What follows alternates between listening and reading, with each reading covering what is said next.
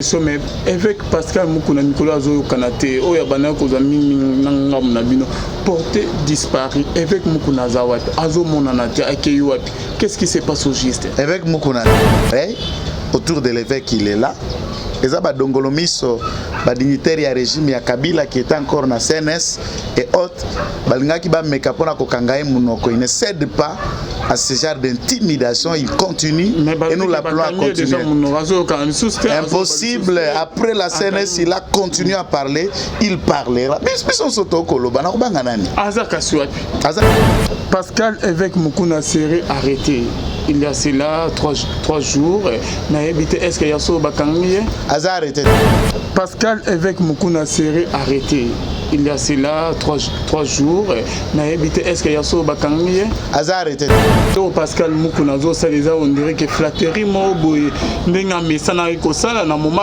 pourquoi pas dénoncer après avoir protégé par Kabila le loi que quelqu'un peut un jour avoir défendu Kabila. Et aujourd'hui, c'est pour vous dire que ces gens-là, Bazako défend l'individu et défend l'État. Il n'a pas défendu Kabila comme individu, comme président de la République. Et Kabila est parti.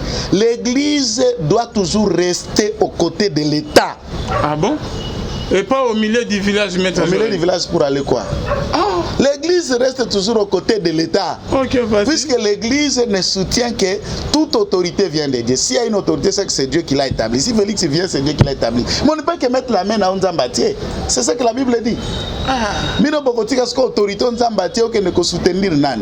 Azalaki na Kabila, monsko Kabila na bande konayo ba kambaki pendant 18 ans ba baby simboka, ba bomi ba entreprise sous les lagons et aujourd'hui, ils se mettent même à couper ça ba leçon de gestion et autres. Et continuer en tant que pasteur, il y a qu'à continuer à prêcher, à croire à quelqu'un qui a amené le pays là où il est. Il croit à un changement. Et quand on dit évêque ne soutient pas le président de la République, mais il soutient le Congo. C'est pourquoi il insiste, FCC cache, et l'ingi kolobaka kamboke za bango teza FCC teza cache temboke za bisoso ba congolais. Il ne soutient pas le cash, il ne soutient pas le FCC, il n'est pas contre le cash, il n'est pas contre le FCC, il est pour l'État, pour l'antivaleur, pour la mégestion, pour les salés, Yamabé. C'est ça, c'est ça. Pendant ces 18 ans-là, nous disons même ça. Oh Yahweh, Yahweh, Yahweh, Yahweh mon espoir. Yahweh, Yahweh, Yahweh, tu es mon espoir. Makambo yo salaka ekamwisaka bana. Yahweh mon espoir. Makambo yo lobaka suke kokisama. Tu es mon espoir. Tobengi onza komba yango tolobi elonga. Yahweh mon espoir. Makambola na maisi mopiangalanda yo zinda. Tu es mon espoir. Yahweh, Yahweh, Yahweh, Yahweh mon espoir. Mon espoir. Papa yamba, mon espoir. Mon espoir. Mon espoir.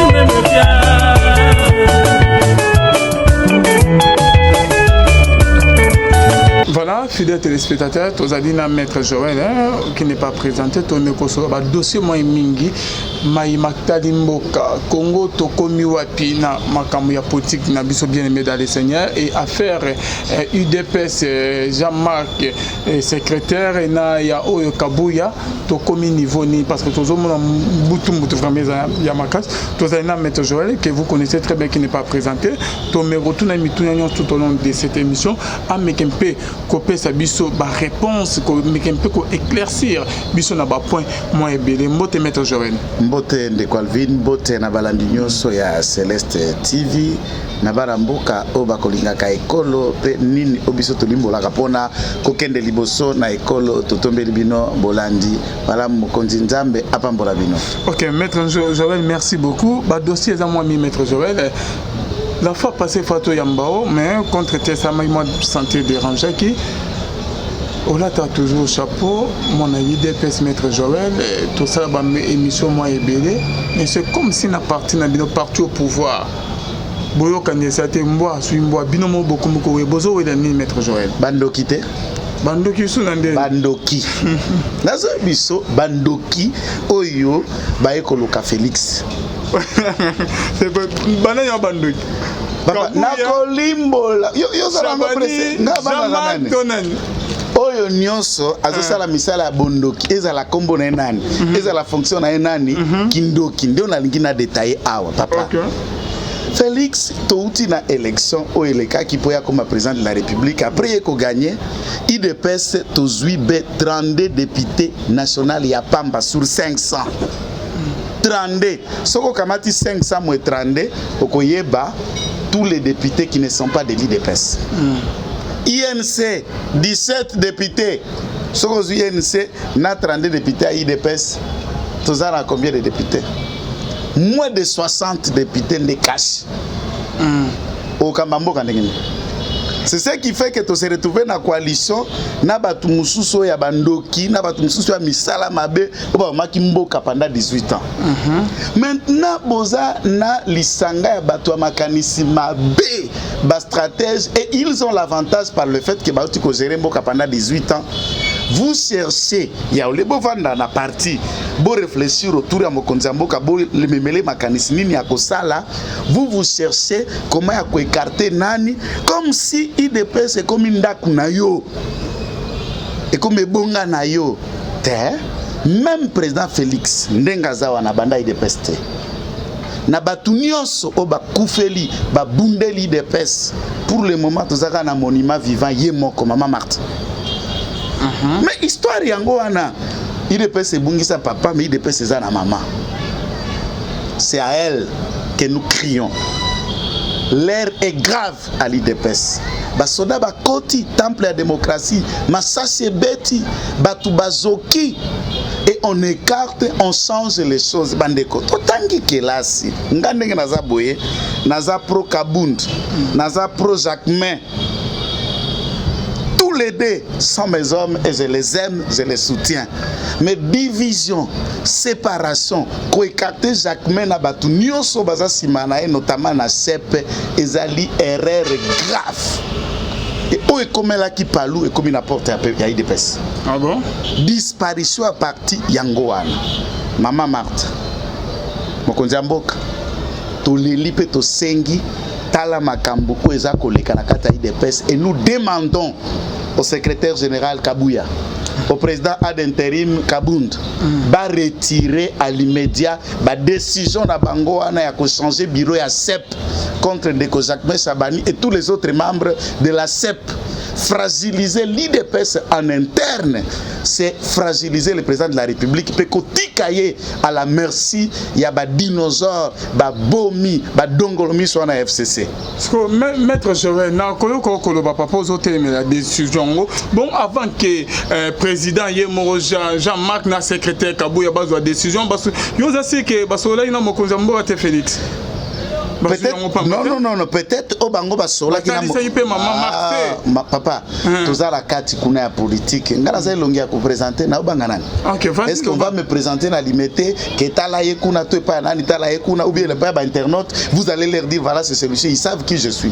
Et dans ma bouche na banga ba mokonzi nzambe boloko na banga ngote oh bakosala be na banga ka ngote intimidation ekotaka te nanda kuna soko boy na koya pété na lia ka pepa na ote.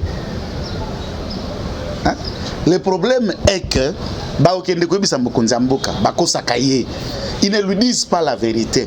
Mais mokonzi, vous savez mon frère, j'ai dirigé le collectif, il y a IDPS devant la Cour constitutionnelle, Conseil d'État, Cour d'appel à Kinshasa, Gombe, Cour d'appel à Kinshasa, Matete. Nous avons traité, écrit, conclure naba plaidoirie à plus de 5000 dossiers. Bao bazwa, na baoyo bazwate, sous la direction de Jacques Meshabaini. Na bureau ya CEP, o ezalaki bureau ya nani ya centrale électorale, ezalaki sima orgamani, na pesa ki lopango lopango mwana mboka, Vital Camero apesa kande CEP mibale. CEP ya INC, o ya biso ya IDPS, ezalaki wana ensemble sous la supervision. Ya Jacques Meshabaini na koto ya maître Stache, actuel ministre ya énergie renouvelable, maître Stache Azalaki, président CEP Kuna, Jacques Meshabani, président ya CEP Ngamboyo, et tous les bureaux de coordination des volontaires et des avocats ont passé des nuits et des nuits là. Tous les personnels de la Cour constitutionnelle savent. Papa, moi na mobali oyo a sali musala depuis contentieux à présence de la République, ba d'IDPS, ba députés provinciaux, nationaux, sénatoriales, nous avons travaillé sous sa supervision, moi y compris. J'ai quitté la Cour constitutionnelle 1 heure, 2 heures, 3 heures, et dans quel effort qui nous payait? Le seul député qui était autour, il y a Batunyo Souvala Konyo Kamakuna na contentieux Zalaki, honorable Rabatumona, qui envoyait ses moyens de temps à autre, honorable Rémi Massamba, n'a quelques 2 ou 3. Les restes, on a 10 francs à couper ça alors qu'il était candidat député, alors qu'il était comme ça mandé pour naïe. S'il faut s'atteler au Jacques Salaka Salaka Boy, qui est parfait, qui peut clamer l'innocence, Lelo, qui est Mabo Koneza Pembe, Jacques Mendaza Mabe, Ozamabe, papa. Bozala kovanda na monga fula, na kati kuna. Bouta ba monga fula, komi kovanda na motel fikina na 13e rue. Okota na IAC, ozo somba biloko ya $16,000 ya meuble ko équiper na ndako na yo. Osala ka wapi? Ozimbo wango wapi? Et tout a changé. Pour pas qu'il n'était à commission ad hoc, batala, enrichissement illicite, même toi-même, tu avais qui nous rave 4. Il y a 2 portières. Badji pour commencer à ba cortège, ozu wango pour ça la kawapi. Papa, il faut y honte. Il faut y honte. Boka personne. Maître, donc bovandi wana likita pour que bo fidéliser soki mutolobi o kabunda lobi ozaka oza la kati ya parti o kabuya lobi oza la kati ya parti soko zo kanisa lokola bangote IDPS et fonctionnaka na ba courant de pensée. Ça veut dire des gens en interne, mais qui ne pensent pas comme toi, qui ne pensent comme vous. Et Papa Tshisekedi a géré tous les courants de pensée au sein. Quand tu réfléchis Kaboun, tu es Kaboun. Tu réfléchis Kabouya, tu es Kabouya. Ceux qui Peter Kaza dans le Bible, il faut abattre. Ceux qui Nani Paul Chirumba le Bible, ceux qui professeur Chirumba le Bible, ceux qui Tony Mwambalbi, et nous restons dans l'idée unique.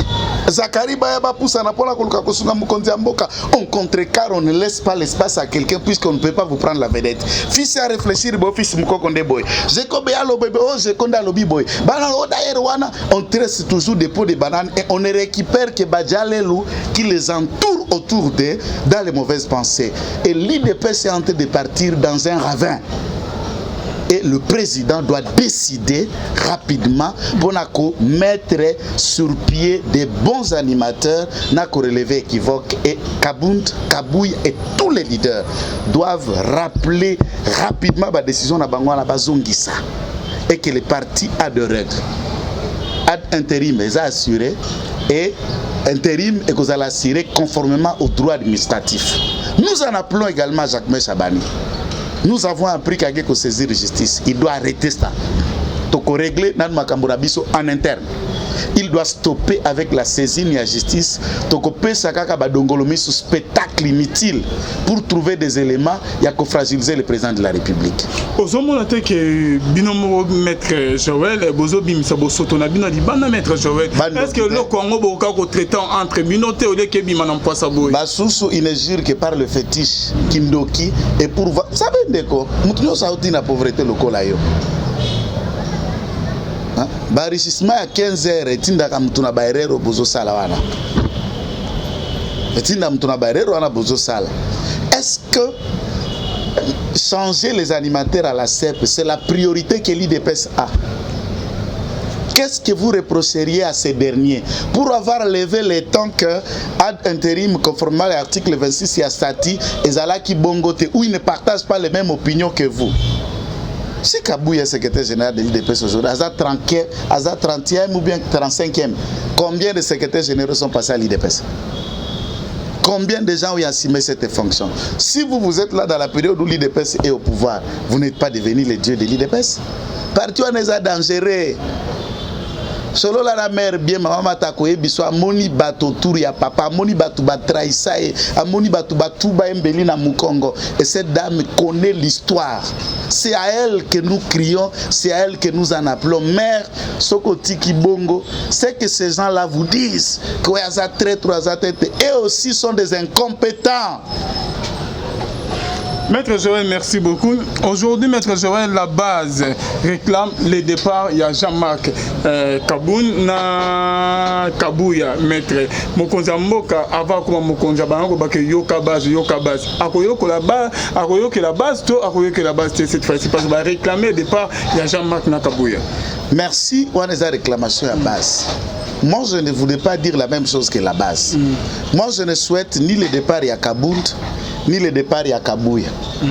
Je ne souhaite non plus ni Kabound, ni Kabouya, bah exclure Chabani et tout son bureau, à professeur Chilumbaye.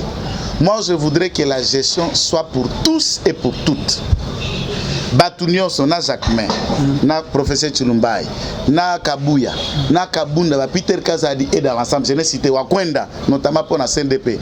Tout le monde va revenir autour de l'unité. On n'écarte personne à ce jour. Kolongola Moutouza ko se fragiliser. Naza d'accord na départ à mon côté, mais naza d'accord na unité. Naza d'accord na humilité, naza d'accord na respect à texte.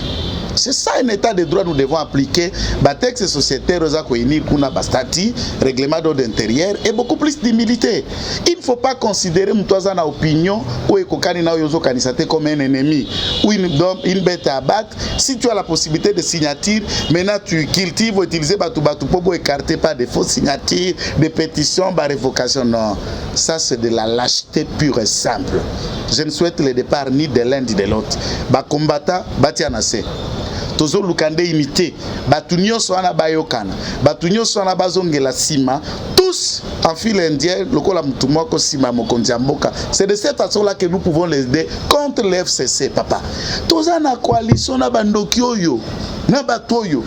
Qui ne réfléchissent que le mal et comment détruire. Politique de Bangoze à débauchage, politique de Bangoze à division. Botalane ba comme ça palou. Moutounio soit sangana na peut perdre, partout en lala. Mais à ce stade, oui, Tolali na nous te miyali si nous ne comprenons pas. Bien sûr, sotoke botoke tout droit na libulu pe émission yo. Un jour et qu'on rattrape bisotana documentaire que nous avons eu à crier en connaissant les animateurs yaoba balien na biso. C'est une erreur grave. Si on continue comme ça. Aussi, c'est beau, Maître Joël. Il y a beaucoup de choses. Il y a quoi les avoir ratés. Ces gens-là estiment qu'il y a des choses.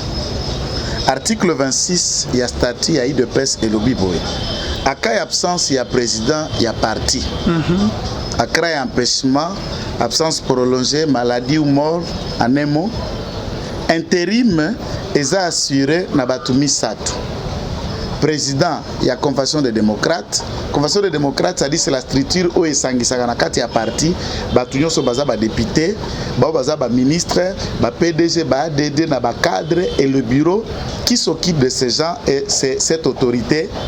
Bon qu'on dit à CNDP, commission électorale permanente, il y a parti CEP en sigle, président Nayango, na secrétaire général ya parti bango misatu bako diriger parti collégialement pendant une durée de 30 jours, date à laquelle congrès kozala appelé pour élire l'animateur Yassik. Pour d'autres cas, ils estiment que le président a empêché le fait qu'à comme président de la République a empêché, c'est juste un détachement, c'est ce que j'ai entendu l'opinion de M. Kabouya. Et ça détachement, ça le la police, balongoli bâti un détachement. Bon, ça c'est son interprétation erronée. Je comprends, il a fait si c'est la comptabilité. Hein. Makamba droit, il faut que ça la humilité. Ce que yebito, tout ni bato ba yebi.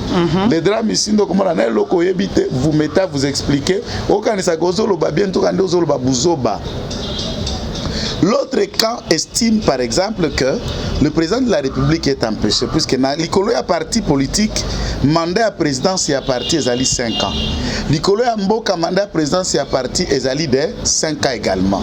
Ce qui a élu comme président de la République, à ce moment-là, il avait déjà consommé une durée de presque une année comme président à parti. Le 4 années où Ekoko Mapoba renouvelé mandat na kati à parti, il sera encore président. Il est empêché. Au regard de la loi, Aoki Kozala président parti politique na président de la République était. Donc, Baoba Tikala Kikoye, tout se soumettre na statut, tout organiser ce qu'on intérim conformément à la texte au Ezalaki. Les autres estiment que le président de la République a tikelaki mandat spécial et pas Jean-Marc Kabunda 520 gigas et lui a assuré intérim et Sili. Il y a un intérim a nommé Kabouya comme secrétaire général alors que Kabouya Zalaka secrétaire général est adjoint. Et en tant qu'intérim, il change maintenant le bureau de la CEP et beaucoup d'autres décisions. Maintenant, nous nous posons des questions du point de vue Bamsous. Je parle carrément de Bamsous, courant de pensée. Bamsous estime que le droit administratif est en clair. Lorsque Moutouazali intérimaire, il a des choses auxquelles il y a l'attaque intérimaire. Il y a aussi des choses où il y a touché la yangoté. Et puis intérim, il y a la délai indéterminé puisque le statut a bien prévu la durée à laquelle le Sengeli va convoquer un congrès. Alors, moi je me pose 1000e question que je ne saurais pas répondre. Quelle est la lecture du président de la République dans tout ça, tout en sachant que c'est son parti? Il ne peut pas assumer pour incompatibilité, mais ça ne change pas que l'IDPS est un patrimoine commun. Et où est-ce que le président a décidé à l'IDPS avant comme président Isaïe? Je me demande quelle est sa position. Pourquoi il laisse faire certaines choses? Il a ses réponses, je ne sais pas répondre à sa place. Et le vrai problème est Zawana. Maintenant, dans ce débat-là, et c'est là qui va courant de pensée mingi, et il y a eu maintenant la naissance, il y a pro-tel, pro-X, pro-Y, quand il y a courant. Maintenant, quand il y a des PES et fonctionne à Kabongo, il y a des courants, il y a des structures, il y a des gens actifs, il y a des radicaux, il y a aussi des gens qui sont ouverts dans leurs débats. Maintenant, Bandeko Kabund, Kabouya, dans leur gestion, ils ont commencé maintenant à faire des mauvaises politiques. C'est de ne rapprocher des gens qui les croient, qui les acceptent et qui les adorent. Netinga ça l'émission boy. Osukabi donc tu as comment que ne baba point de vue mais yepé azala kana biso mais okukasko ba comme lukaba pot de banane puisqu'il faut le kawa obetele jale lo kumisa il faut kakaye il faut attaquer so attaquer ba msusu wana ba bendio ba tion na liste osuma poste. Biso skoto zala kabanet. Poste ya te parti politique lokola IDPS ya mukinyons. Mboka pesa munene biso toza pe ba chômeur te po tosala comme ça na biso ya avocat. Et nous gagnons les 10 francs qui nous permettent de vivre.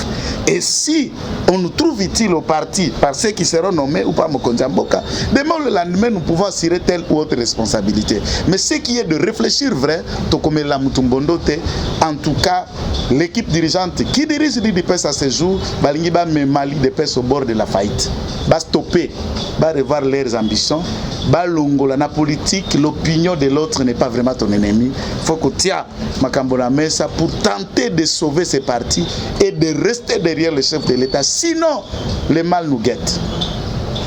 Merci beaucoup, Maître Joël. Toujours dans l'émission Nabiso Papa. Bandoko et Bazola Nabiso de partout. Balobaki que entre partis IDPS, c'est comme si Félix, moi, négligence, mon Moutezo, pour ma partie. Azoti qui la bande que des responsabilité ou que badana compétence ya quoi Simon Oté azoti qui va laisser aller moi trop na partie ya IDPS Maître Joël depuis à Konimo Konjambo ndeko nangai soki ndenge na vandi na plateau oyo je vais vous dire ici que Jean-Marc Kabunda est incompétent ou Augustin Kabouya est incompétent, en tout cas wana na kosi. Papa, Kabunda guerrier, Kabunda na intelligence politique. Par période où il a joué li parti comme secrétaire général. Âge na no biologie physique wazana ngo na âge na bambula na e. Na réalité à Kabila na ba Kalev na banane. Mona na mbalo na banga mtute. Il a fait et il nous a conduit à la bataille et la bataille nous a amené aux victoires. Ici, nous ne sommes pas en train de remettre en cause la compétence de Kabound. Non, il est compétent. Mais il commet des erreurs. On peut être compétent, mais tout en commettant les erreurs. Le président, en permettant que Kabunda dirige le parti, il n'a commis aucune erreur. A négligé PT, il ne s'est pas trompé, c'est une personne bien. Mais nous reprochons que des erreurs et des gestions, le fait qu'il y a qu'on considérer l'opinion des autres comme des ennemis, dont il faut les écarter. C'est ce que nous reprochons. Nous ne reprochons pas qu'il ne peut pas diriger ce parti. Nous ne reprochons pas qu'il n'a pas bien fait ce qu'il a à faire. Non. L'excès du pouvoir et tout ça, on est déjà arrivé quelque part. On peut arriver maintenant à commettre des erreurs. Tout en état compétent. Même Kabouya. Kabouya a un parcours, créé ma photo et créé ma histoire. Ils sont venus. Comme on a Kabouya, mais ils ont reposé dans Jean-Marc, dans moi dictature, mon Katinaye, oh il y a lobby, il faut qu'il y ait un bongo, ani koyo que la baningate, oh il y a une partie, il y a des pèses blancs, il y a dictature, ils ont quitté maître Joël. Non, c'est qui, non, à solo laka. Je te dis à solo laka. Mais la décision, la décision, non, c'est ce que nous faisons. On n'est pas encore arrivé là. Moi, je suis sûr qu'il est en train de nous suivre. Il va changer ça. Il va revenir sur cette décision. À solo laka. Papa, Ndaï na saprochaka na mokondi Kabound Jean-Marc 520 gigas. Ayo kaka. Mais c'est un humain. C'est là où nous en appelons à côté à humanisme, là où il y a des erreurs, de recadrer, de ne pas y tomber. Nous ne disons pas que tout ce qu'il est égale erreur. Non, non, non, non, non, non. C'est un monsieur intelligent. C'est un monsieur avec beaucoup de compétences, mais ça, ce sont des erreurs. Et puis en politique, c'est un défaut. C'est un défaut. Ici, il est jeune. Et il peut devenir un jour l'un des grands leaders dans ce pays. Non seulement l'IDPS, une des figures importantes de la politique chez nous. Il doit chercher à côté la nini, anti-valeur, nini comme erreur, et au kiko longo la qui leadership na ewana, peut kokende kokitise dans le plus bas niveau de l'échelle. Là, il est au sommet. Là, il est au-dessus. Être numéro 2 n'a pas les mains, il peut être.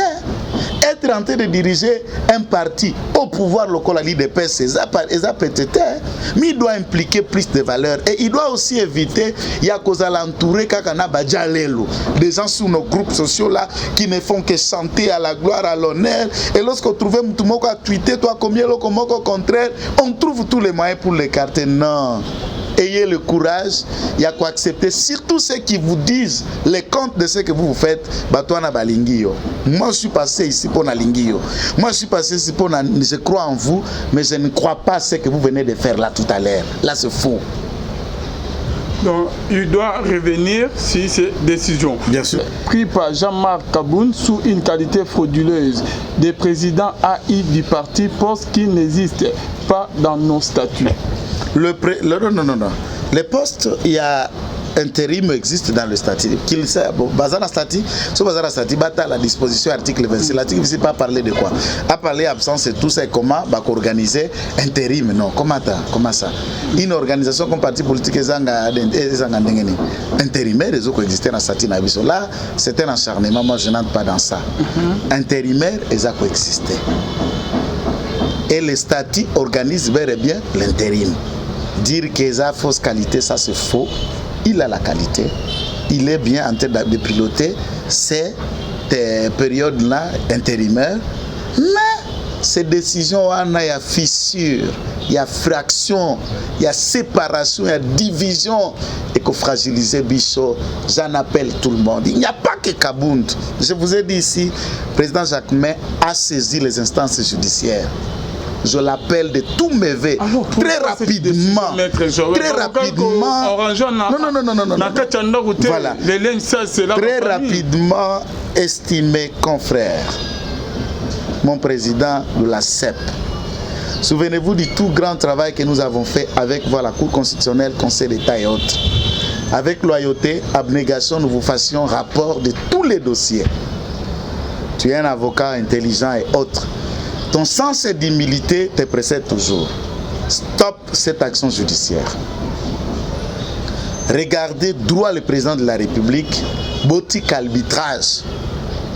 Il y a le président de la République, il y a Maman Marthe et tous les anciens de l'IDPS pour détruire le patrimoine commun en athée.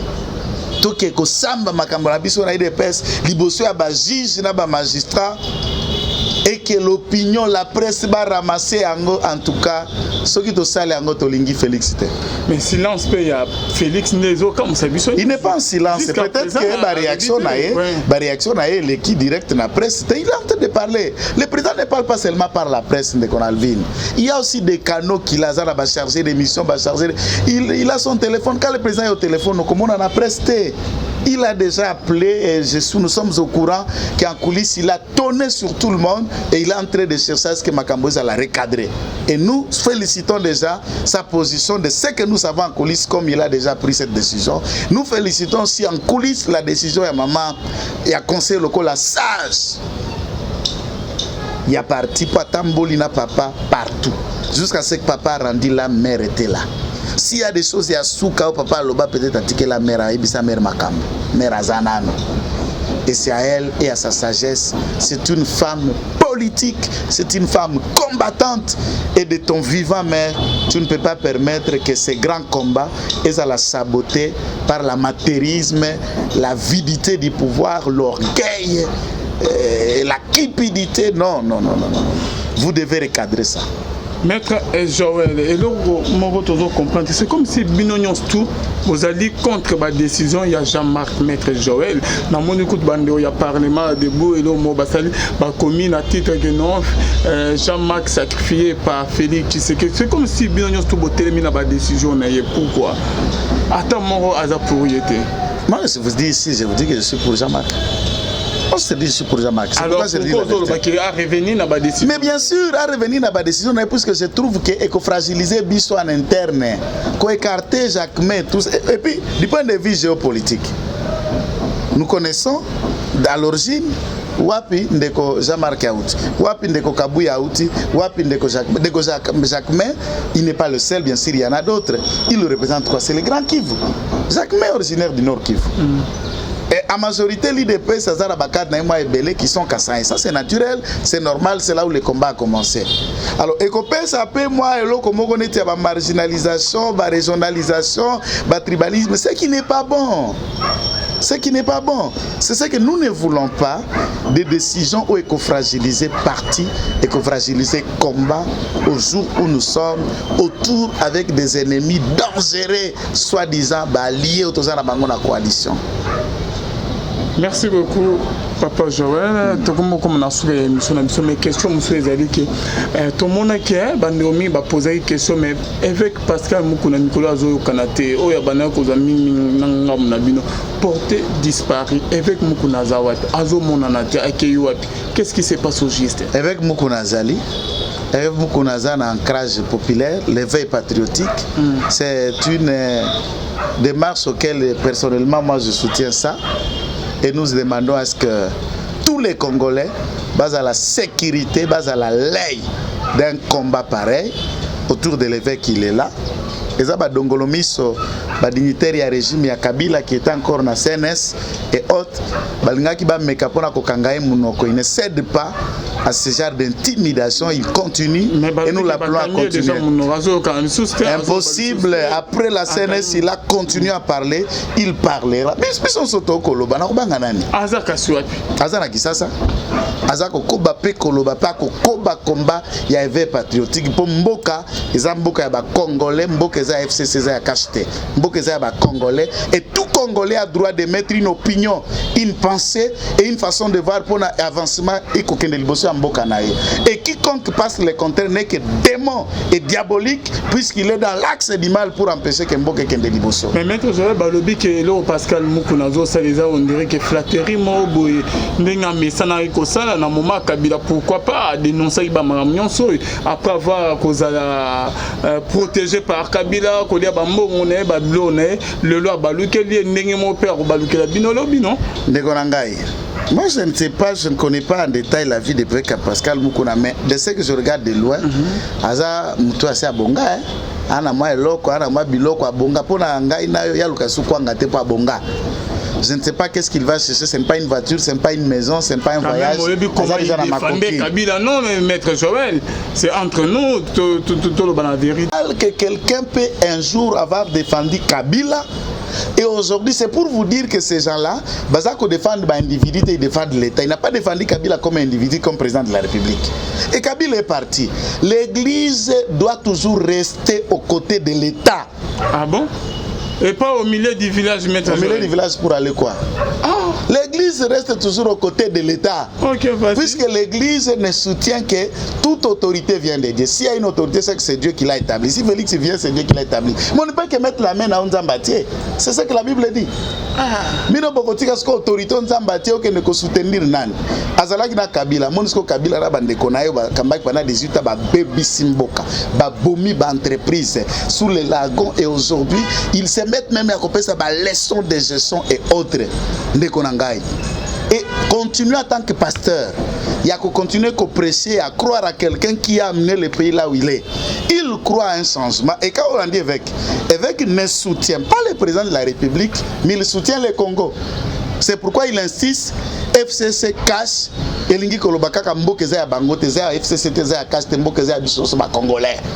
Il ne soutient pas les cash, il ne soutient pas le FCC, il n'est pas contre les cash, il n'est pas contre le FCC, il est pour l'État, pour l'antivaleur, pour la mégestion, pour les salelo, Yamabé. C'est ça, c'est ça. Pendant ces 18 ans-là, nous disons, même s'il n'a pas dit à ce temps-là, papa, il n'y a que les imbéciles qui ne changent pas. Ah bon? Si aujourd'hui, est-ce que... C'est comme si tu vas me dire, moi, mais on te connaissait, tu étais Kadogo. Qu'est-ce qu'il veut dire? Même si j'étais Kadogo, cela ne veut pas changer que je dois demeurer dans le... Je vais vous dire une autre question. Oyo Yebiango, Madame de Palvin. Savez-vous que parmi les cofondateurs, il y a un père, Papa Tshisekedi Zalaka Nakati, manifester en Sele et autres. Et il était l'un des bons collaborateurs à président Mobutu. Donc vous allez dire que Papa Tshisekedi ne pouvait pas se relever dans la 13 parlementaire. On appelle les l'OIDPC comme à place Zawana. Pourquoi? Puisqu'il a travaillé avec Mobutu. Savez-vous que Vital Kamerhe a été l'un des créateurs, initiateur à PPRD pour commander Zaliwana? Savez-vous que M. Katumbi a été l'un des membres importants à PPRD et tout le reste de tous ceux qui se trouvent ici? Savez-vous que Tchibala est à l'IDP, ça va devenir kabiliste? On peut avoir été dans un camp, mais au Vandi, Maé, les Ongobit, en tout cas côté Naza, c'est l'axe du mal. Vous venez maintenant dans l'axe du bien, Mabeza Wapi. Tout le monde peut avoir fait ça dans le monde. Et nous ne regrettons pas d'avoir été, si lui a été avec Kabila et qu'il trouve que Kabila c'est l'axe du mal, il se soutient maintenant à côté à Congolais. Kabila lingimboka ote na batune nyose balingimboka ata mukete binende boningimboka ndeto zana makanisa ya kolinga mboka mena bando kilokolo bakoluka ko détruire des personnes wana te. Maître Joël, il paraît que Pascal Évêque Mukuna serait arrêté. Il y a cela 3 jours. Est-ce qu'il y a ça au Bakangi? Aza arrêté. Aza Viva, il est à toute liberté avec ses mouvements et on ne l'a jamais arrêté. Bakangi était... À commettre quelle infraction? Non, propos à déplacer... Contre Nani. Oui, mais comment on aime beaucoup les autres? Il a évité, propos à déplacer contre Nani et qui s'est plaint. Puisqu'il a parlé de personnes contre Nani. Et Nani a mis Nani a fundi. Afundi Nani a déplacé contre Nani et qui s'est plaint dans l'instance Nini. Et biloko na système kaleva bando sakana na ner za sous les lotes qui yo lali robonga inde kingani ya ner vous descendez non seulement la ner papa keba ata peuple ça ibero zaka wa ner loko kuta résistance tout le monde sait que bakaswa ne sila bisale lo no biso de miapi keba Qui tue par l'épée tombera par l'épée. Merci beaucoup, bonnes amis, Lola, ils offrent ta bien-aimé. Donc, presque dans ce il y a émission, rien que la vérité. Maître Joëmon de Loba, concernant l'arrestation, ils ont ça, Mikolo, Yabakondi, Yomonyanden. C'est un début. C'est un début d'une nouvelle ère. C'est que nous voulons, et c'est l'arrestation à blefté, juste pour tromper l'opinion, montrer que l'état de droit est en marche. Tolingi et Kende na Mozindo, tu es rapé ba conclusion na yango. C'est déjà un pas. Pour elokopé moko na biloko e boma kabila, impunité. Donc yo ibana yo détruit na kabila kangi miso. Ye azalaka na bokonzi.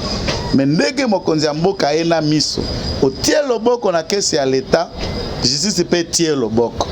Pe awa ndeko Alvin nazo yebisa yo za journaliste tambola na parquet général près la cour de cassation. Procureur général wana sango na bipa vie mumba sakana kate. Avec sa présence là, la parquet général près la cour de cassation. Bako lapa. Ye babako ayo kaka conscience n'est pas mi beko.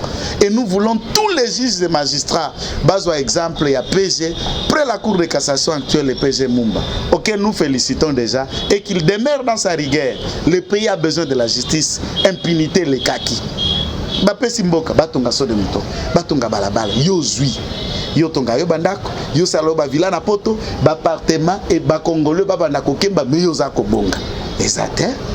Et en fait, au Mogo Kendengeni, Bible lobby justice c'est ça élever une nation. Bon, injustice c'est ça qu'on tombe la nation, tout ça qu'on détruit. Et comment on peut arriver à la justice si ceux qui commettent des forfaits, au bako buka mibeko, bako kangamate pe ba répondre na ba acte na bangote conformément à la loi. C'est ça que nous en appelons. En tout cas, nous encourageons.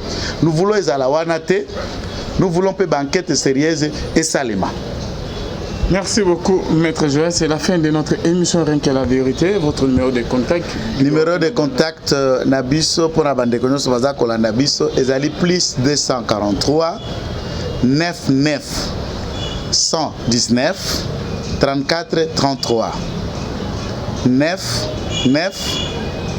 119 34 33. Que le Seigneur vous bénisse. Merci beaucoup. Merci à Arnaud Kamandé qui était derrière la caméra.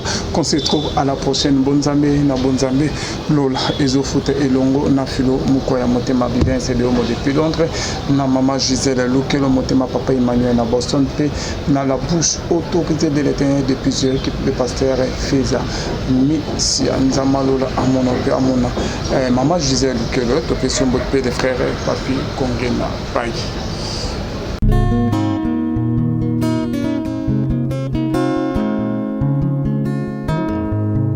Le temps passe et ne s'arrête jamais.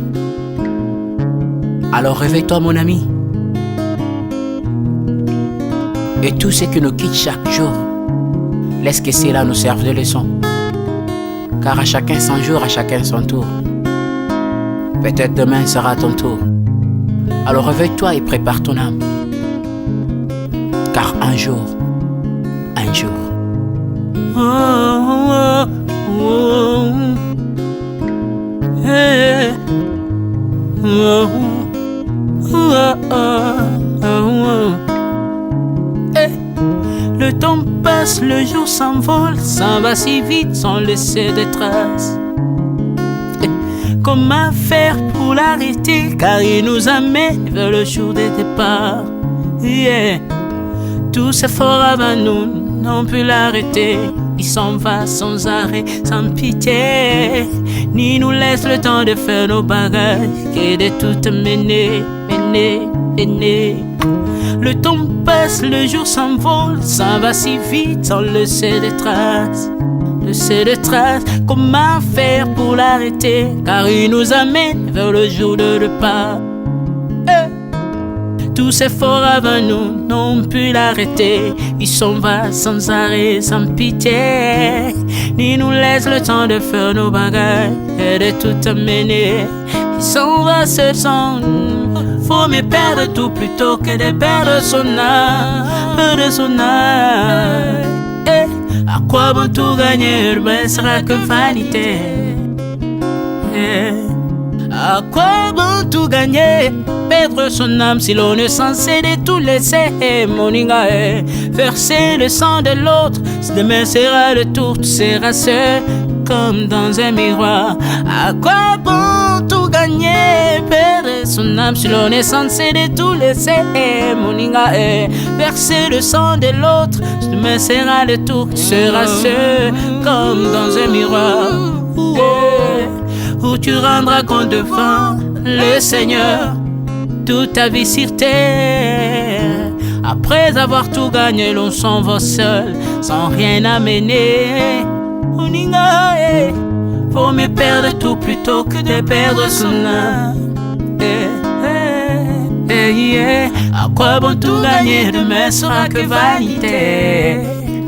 Vanité, faut mieux perdre tout plutôt que de perdre son âme. Perdre son âme, perdre son âme. À quoi bon tout gagner, demain sera que vanité. Moninga, Moninga, Moninga, Moninga, tala tangwe koleka. Moninga, Moninga, tala bato bako kende. Okosala lolendo na mokili okanisi mokili yango yayo, tala bato bakoleka. Tango ekomema ngai, tango ekomema, tango ekotika moto te. Bakulutu bayakala basi bakende. Moninga, tala tango ekomema. Papi Charles Mombaya si akenda kala. Otango otango eza komema. Ya Marie si akenda Misa Mungolo tala tango ebebi Papa de Baba si akenda kala. Tango tango eza koleka. Ale moloto si akenda kala. Otango otango eza koleka. Ata Mobutu sese kokukungwendo wazabanga asi akenda kala. Tango eza koleka. Mzee Laurent Désiré Kabila akenda kala. Tango eza koleka.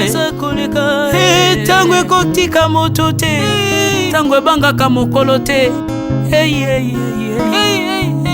Liwa bangaka mokolo te, abangaka peleki te. Abangaka moto mbongo te, yokaka pe mobola mawa te. Liwa tango ayaka amemaka moto nyonso moto nyonso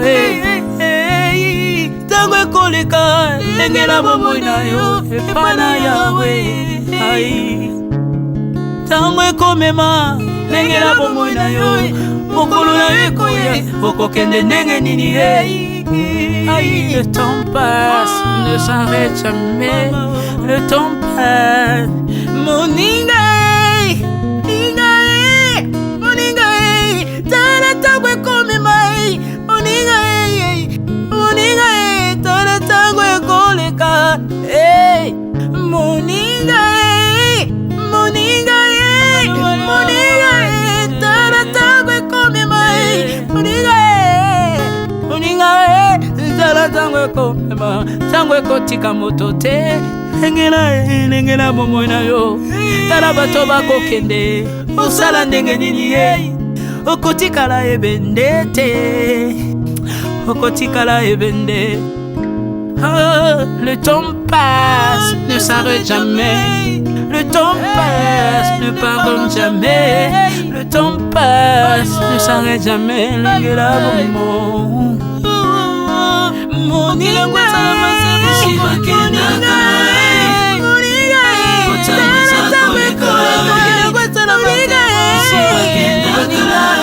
tala tango ekoleka.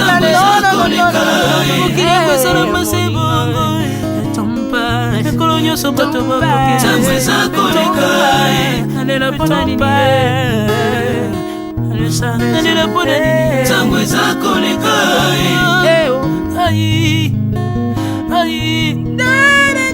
Tango eza koleka.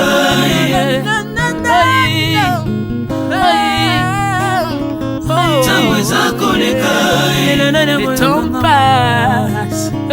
Oh, Alvin et Béa, tala tango ekoleka. Tala tango ekoleka.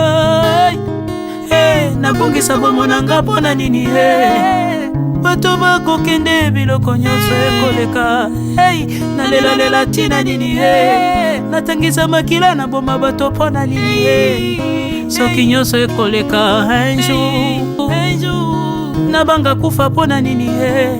Soki naza putulu ya pamba, mokolo ezali na koleka, le temps passe.